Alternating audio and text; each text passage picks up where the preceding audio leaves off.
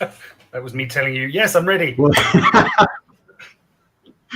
Well, here we are.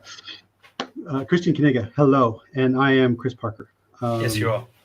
We just had I just enjoyed watching that with Magda. So and now we're going to have a little bit of discussion about how making Silence Undone was fun. Absolutely. But before we do that, let's just address... I should put the microphone close by. Is this better? Can you hear me now? I can. That's why I have a microphone. We should just address the fact that many people around the world are not able to watch anything on Campus Party just at the minute because their whole site seems to be down. I'm assuming that is because so many hundreds of thousands of people are trying to watch all this wonderful content that the system is just overloaded. Let's hope it's that and nothing serious. This content. This you and me. Yeah. This content. It's yes, and I will have to put out a huge shout out to you, Kristjan, for saving my bum over the last 2 days, preparing for this. Yes. I feel like I've been driving around in a clown car, and you reached in and pulled me out and helped me with technical advice and video editing, and I'm forever grateful. So you have also helped me make this day more fun, and I really appreciate that.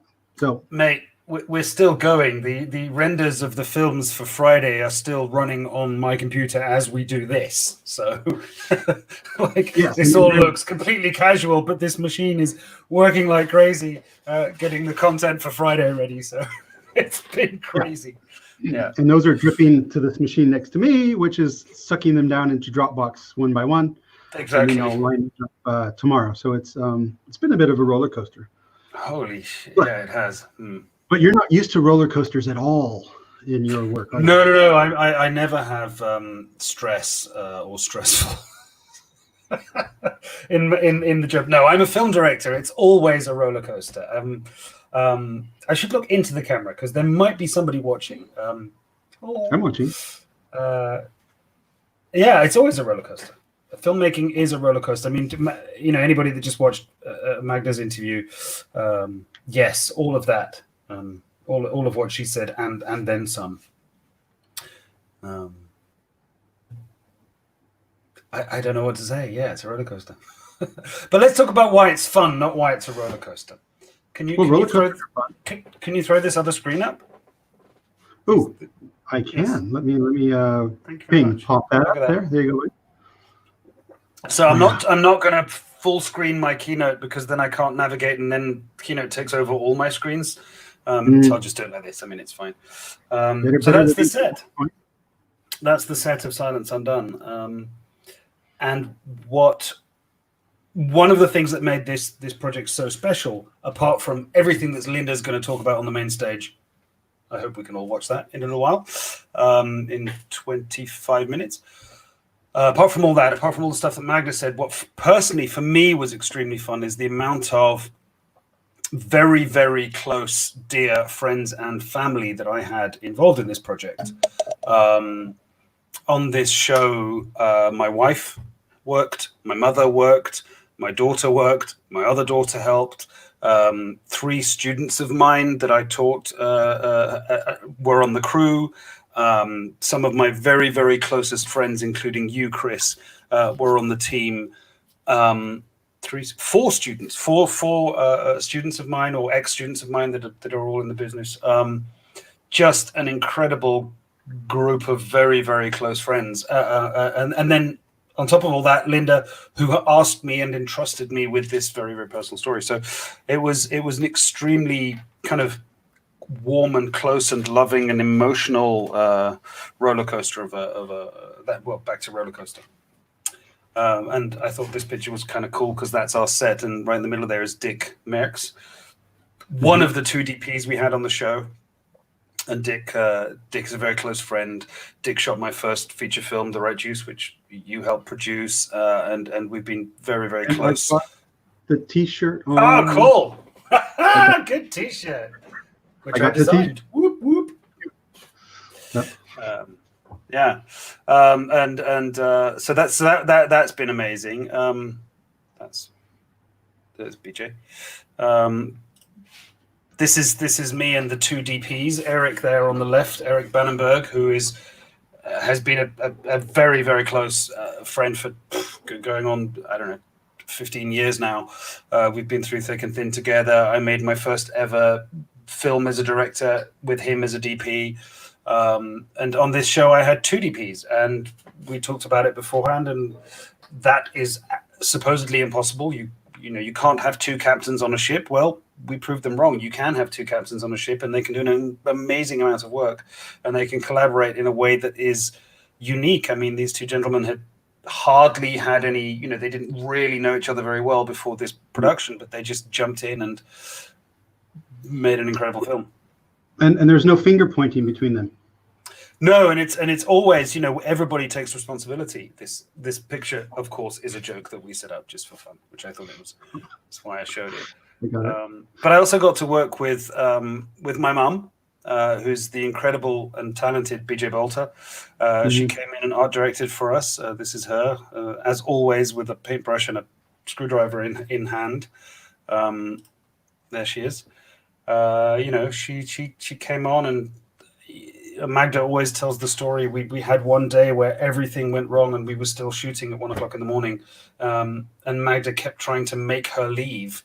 And in the end, Magda had to trick her into leaving by saying, "Oh, otherwise we don't have transport with you. You're going to be doing me a favor if you go now." Because she wouldn't leave the set. And she just had to go home and sleep because we needed her the next day. But that was very special. BJ also worked on The Right Juice, and the beautiful lesson that I learned from her was never come back empty-handed. So as a producer on that project, pretty much you're sitting there sort of idle while the actual production is going on. So I tried to make myself useful by getting stuff done. And she told me a trick that I actually apply to other parts of my life is, if I need to go do something, even if I can't find the actual thing, come back with something that might work. And that has really stuck with me. That's a lesson that she taught me way back when I just started and I was a production assistant, and it's something that I tell PAs and assistants all the time. Yeah, it's that. But it's the same for if you work in hospitality. I mean, I used to bus tables, and it's the same thing. You never return back to your station or to the kitchen empty-handed. There is always something to pick up, something to carry, something to grab, and it's the same kind of thing. Come back with something. So it's powerful. Simple, really, really, really simple to implement, and means a lot. And if the whole team is doing that, and that's the great thing about film. I mean, film teams are so incredibly efficient, just amazing.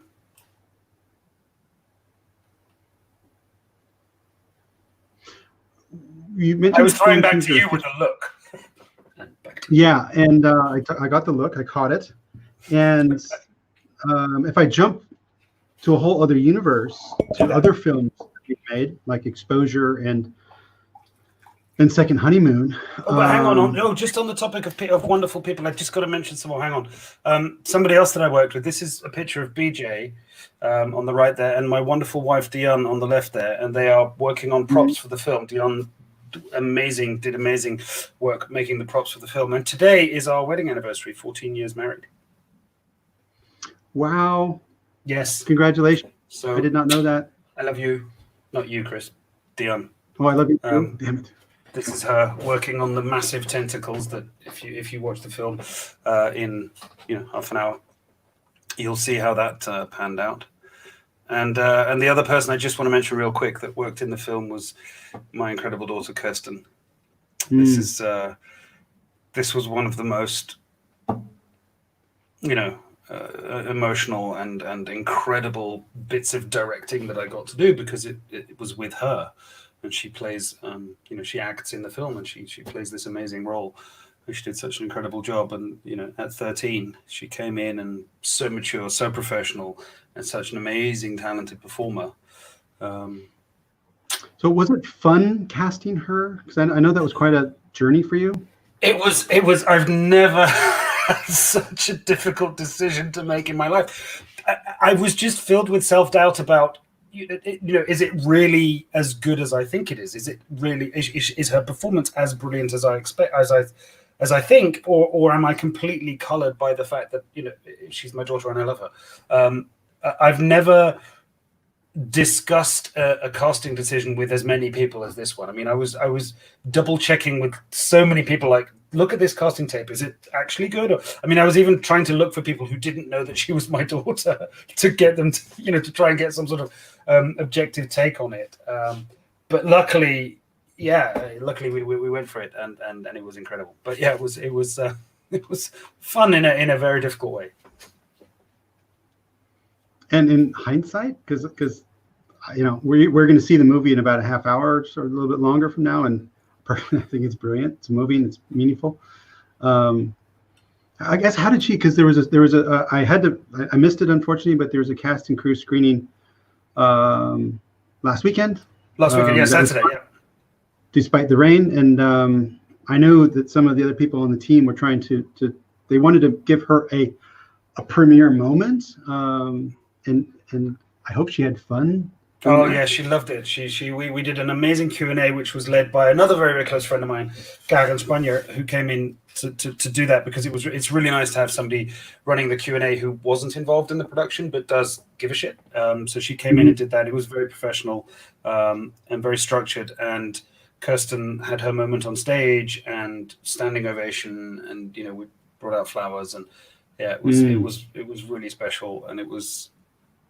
Yeah, it was incredible. It's one of those films that really, really works on the big screen with the full sound. The 5.1 mix is amazing. There is so much depth and layers in the audio, and the visuals are just glorious. So yeah, I hope festival season opens up to have live screenings, so that this film can go on tour and more people can really get the full experience of cinema, which is sitting in a dark room with popcorn and watching it on a big screen is just the best way to watch films. So fingers crossed. What's your dream for the film? My dream for the film, festival wise? I don't even know that answer. I'm curious. Dream, I don't know. There are many festivals around the world. I would love this film to screen at somewhere like Aesthetica, which is a short film festival in the north of England, in York, which is just one of those destination festivals for short films, very, very specifically, celebrating that art form. That would be amazing. I mean, of course, it would be amazing to get into one of the big festivals, like Cannes or Venice or Toronto, but chances are very slim. There are so many amazing films that want to get into those festivals, and once, if you do get into a big festival like that, you can get kind of lost in all the amazing stuff. But some of the destination festivals are really, really, really nice to go to. I mean, Nashville would be incredible to get into, not least because our composer is from Nashville. So there's a link to that, and it's an amazing festival, and so many more. Of course, IFFR. Flyway, maybe? Flyway isn't happening this year. I talked to Trevor. They are not going ahead this year. It's too risky, and they don't want to invest all the time and money, what with Corona, and they don't want to do an online. They don't want to be forced into having to do some sort of online festival. That's not who they are. They really are, that very community-based festival. So they've just thrown everything to next year. So hopefully. Well, that's reasonable. That's sad. The Flyway, it's you can describe it better than I can. You've been there a couple of times. I've only been once, but it's in Wisconsin, I guess. And is that right? And 3 small cities, all sort of at least 3 small cities, and then they turn just rooms into screening Pepin, rooms. Stockholm, Alma, and the other one. Yeah, and we were put up in some of the community and the volunteers had a big house out in the country, and they just put us up and took so much. It's such a glorious experience. I hope we can get back there. Maybe the year after this one. So maybe 2021. I mean, I will definitely push for them to take this film, and if they take it, maybe we can go back, or maybe we'll make another film between now and then, and we'll have 2 films screening at the festival. Chris, what do you say? Let's go make movies. Come Let's make moves. Yes. I mean, So for me, the fun part of these festivals is, because sometimes when I go to festivals, and I'm not in the film industry like you are, but when I go to festivals, it's fun to watch the film as well. But when I have a product to try to connect to a buyer, or have that puzzle or the challenge to get this story in front of people, then the festival turns into just this big game for me, and it's I just think that's delightful. I have sent a request to Oprah about this. oh, really? You actually did that? What you said in Magda's thing? Well, I said it in Magda's thing, and then I said, "Well, damn it, I can't say that and not do it." So Amazing. It took me a while to track it down, and then I actually sent her a link to the campus party screening, but the DDoS attack or whatever, the overflow, is going to maybe keep Oprah out. Yeah, that'll be the reason. Not like she's got a multi-million-dollar empire to run. I'm sticking with that. I'm sticking with, can't log in, so we can't get Oprah. But I'm sure Oprah has people they can get around the system.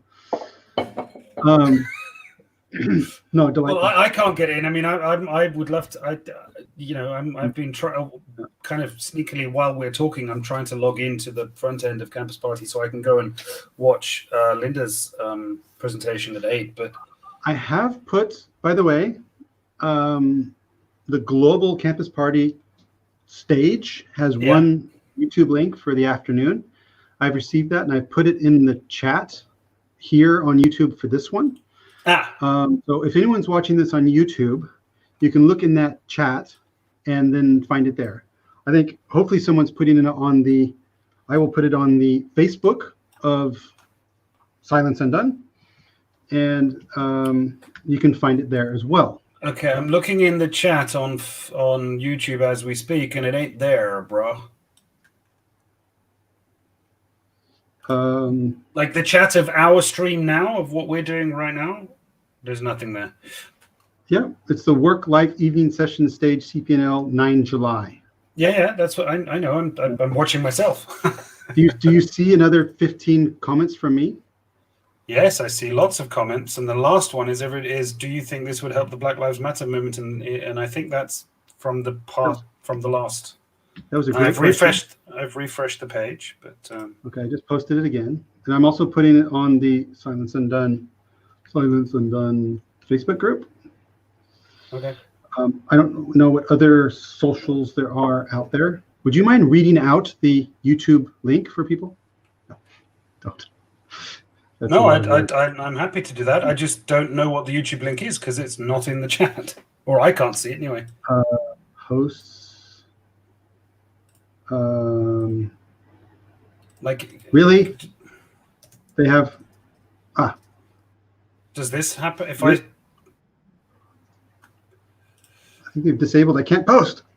Okay, well, stick it in our chat, in our StreamYard backend chat. I mean, this is riveting content for anybody that's watching.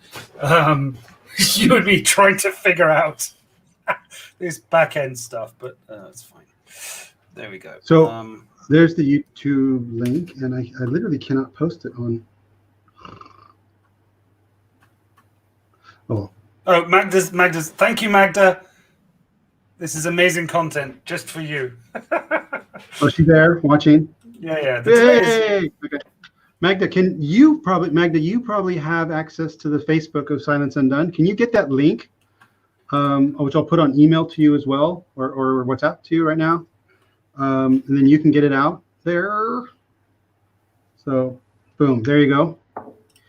It's not guaranteed to be the right link, but well, that ain't cool.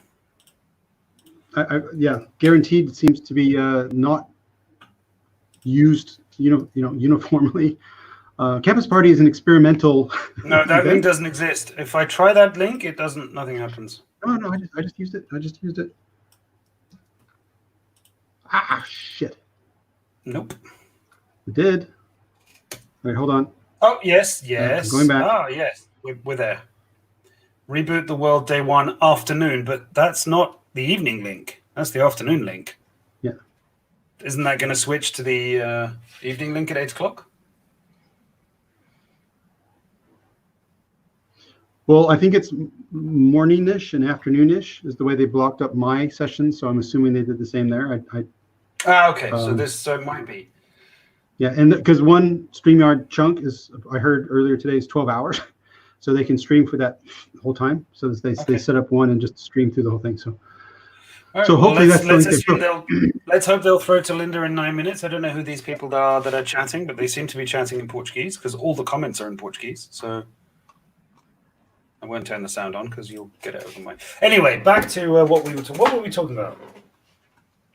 We were having fun in Pepin. Oh, Pepin, Wisconsin. Yeah, so Flyway is an amazing film festival. Everybody should go, but they shouldn't all go at the same time because it's also a very small film festival. Talking about the film, this was this picture that we're seeing here is Colina van Bimmel. She was a student of mine at the SAE who I taught, and she came on board as script supervisor and editor, which was incredible. And I don't know what I would have done without her. I mean, she was so organized and so on the ball, and it was really great to have somebody that knew like my whole process. She was there in rehearsals, she was there in read-throughs, she worked, we prepped the script together, we broke down together, she was on set together, and all the way through to the edit. It was just incredible. This is Kenneth van Bochhoven. He's also a student of mine and came on as focus puller. That was wonderful, and it was good. He kind of had fun seeing some of the lessons that we taught, because one of the modules that I teach is set etiquette, or how the dynamics and the rules of a set work. So he saw the way I was running my set to those same principles and sometimes breaking the rules. It's a very colorful film, as you can see. Crazy sets that we built. It was amazing. Special effects. I did some of the visual effects because I used to work in visual effects before everything became 3D. So that was amazing. So, Kiki, could you go back and ask questions? The octopus arm, which is this giant thing. I don't know the whole story, but the original intention of that arm somehow failed because it wasn't bendy enough or something, and then you had to do a lot of stuff in post. What happened there? That's not the story, and I'm not going to tell that story. That's trade secrets, and people haven't watched the film, and some people watching this might want to watch the film in about 22 minutes. So. No, that's how does the movie end? Who did it? Is that the question? No, this is not. It's not one of those movies. Okay, cool. There he is. There he is. In fact, he's right here. Oh. This is one of the stars of the movie, as you can see. This is Mr. Stipp. And he's gorgeous, and he was made by my wife. She crocheted him. This was another student. This is another student of mine from the Czech Republic, Anita. She did wardrobe and makeup and styling, and just an amazing powerhouse. This is her on set when I got wounded and I jabbed a knife into my hand, and she just whipped out this box full of first aid stuff and took charge. And also, for any film nerds out there, I mean, how cool is it that our wardrobe lady / medical professional is wearing a B&H photo woolly hat? Just very cool. This is me making sure that the cupboard is aligned properly. Some people think that that's absurd. What else have we got going on here? Lighting. These are just some behind the scenes. Why was the cupboard? Why was the cupboard not aligned? Or the wall. It turns out the wall was not. This is a set. It's all sets. Yeah. And this photograph I think was taken at 1 o'clock in the morning, so everybody's a bit tired and everybody's wonky, and we're kind of checking everything. Like, am I seeing things wrong? Is the wall really wonky? This was more pleasant. This is Dick. Wondering what the hell I'm doing, because he taught me about this. So kind of we all know about this, but Dick was the person that taught me how to properly do the finger guns to check the frame. And I'm probably doing it wrong in this shot. Sometimes it rains.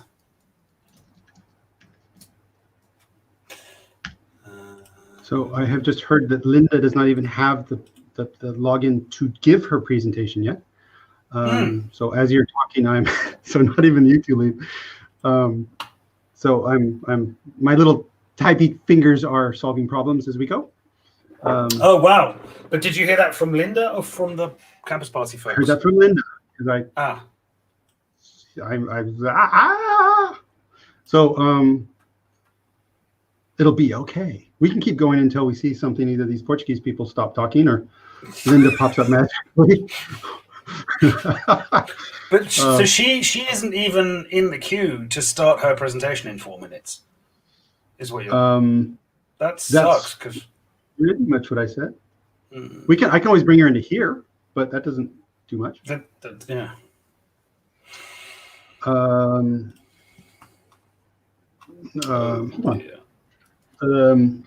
This deserves a call. Yes. I'm probably going to speak some profanity, so I'll mute myself. You mute yourself. So now it's me talking about. Well, hello, ladies and gentlemen.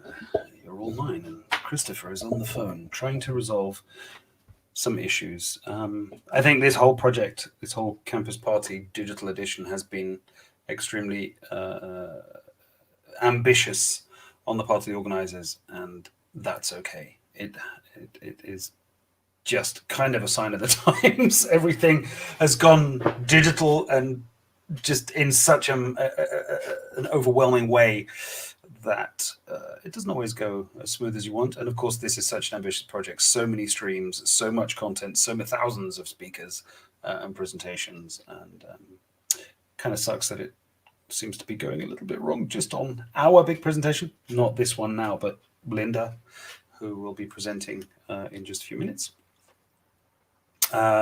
Turns out I'm not very good at filling. This is filling. I'm now filling so that there's no dead air, and it's really hard. God, imagine working in 24-hour news where you just have to just keep jabbering all the time. Or on the radio. They're not allowed to have no noise on the radio. So they just have to keep saying interesting things. I could talk about the picture that you see. That's BJ, and she's spraying water onto the walls that are suspended, and she's spraying water onto the walls to try and get some of the creases out. And we had these suspended cloth walls so that light could come through them. Amazing set. Just a massively ambitious set that we built in Schram Studios in the north of Amsterdam, and it was just fantastic. That's me wearing my favorite t-shirt. One of the ways in which Magda and I connected was a mutual massive appreciation for Sidney Lumet. And this is me wearing a Lumet t-shirt designed and made by Chad McLarnon, who is a cinematographer friend of mine from Nashville, Texas. Nashville, Tennessee. It's another state with a T. From Nashville, Tennessee. He designs these t-shirts with famous film directors, or the more great film directors. I'm wearing one right now. This is the Bergman shirt. I have a bunch of them, and he makes a bunch of them. The idea is that they're kind of in the style of a university t-shirt. And the idea is, well, Bergman was my film school, or in the case of the picture that you're seeing, Lumet was my film school. And the book that Magda mentions in her interview is also one of the most inspiring books I've ever read. Sidney Lumet. What was the title of that? I think it's Sidney Lumet directing film, or it might be on directing film. I don't actually have it in my cupboard because I've bought it at least 6 times and then given my copy to other people. But it's a wonderful book. It's kind of like a little sort of reminiscent memoir type book, and he just shares his process and some stories about working, on the amazing films that he's made. Very inspiring. Directing. I'm Googling as we speak. Magda has just posted in WhatsApp, Making Movies by Making Movies, there you go. Yes. And I say Lumet because there's a T there. I say Target. You say Target. It's fine. No, I say Target. I didn't know anybody else did. But I only say Target when I'm talking about the store. If I'm shooting at something, Target. That's a high-end convenience store. Yeah. So, okay. Well, Dutch team is reaching out via Slack to global team and we'll see. But it looks like our Portuguese friends are still at it. So maybe time zone's wrong or wrong stage. Who knows what?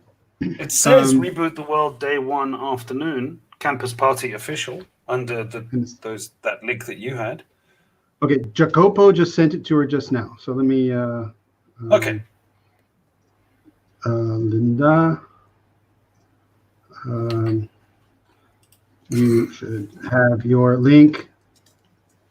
This is great because this is a behind the scenes to my last week of preparation. This is as live as it gets.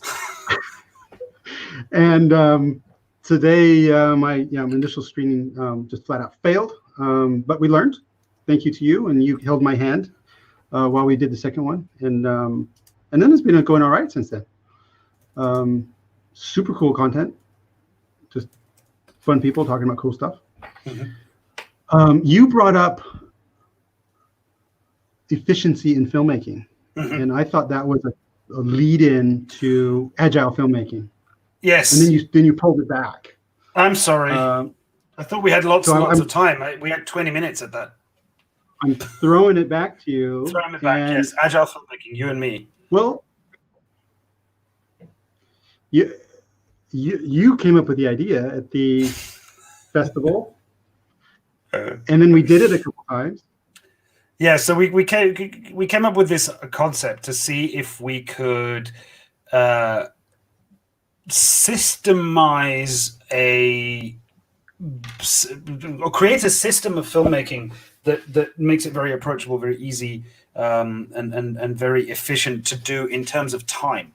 One of the things that we know, certainly in feature films, is that it takes an incredibly long time. It takes a huge amount of time to write, to get financed, to pre-produce, to produce, to edit, and then to market films. And that's good. There's nothing wrong with that. It takes as long as it is, and it's an incredibly complex art form. I also think there is space to make films in a different way, in a lean, mean, agile way. So we explored that, but we didn't want to do it just, like in a one-off. Let's see if we can go out and quickly make a film, and it's cool and it's fun and it's a great experience. Chris convinced me that no, we should do it in a learning way so that we can come up with some sort of system to do it. And we've tried it. We've done it twice now.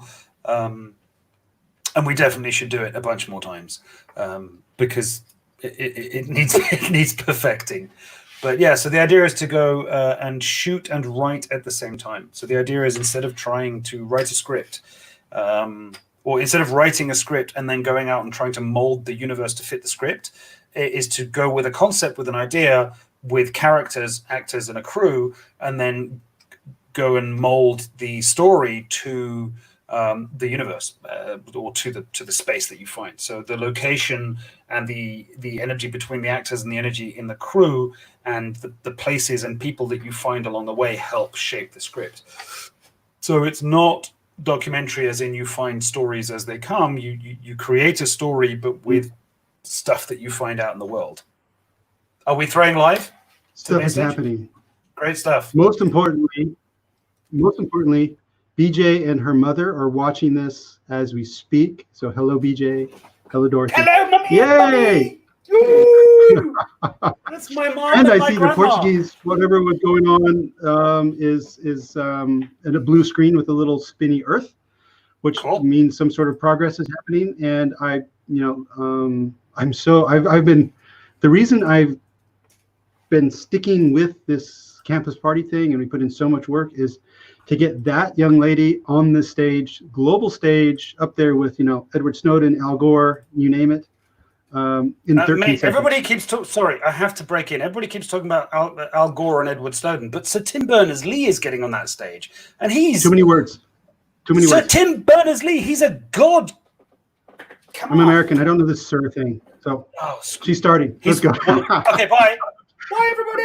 Bye.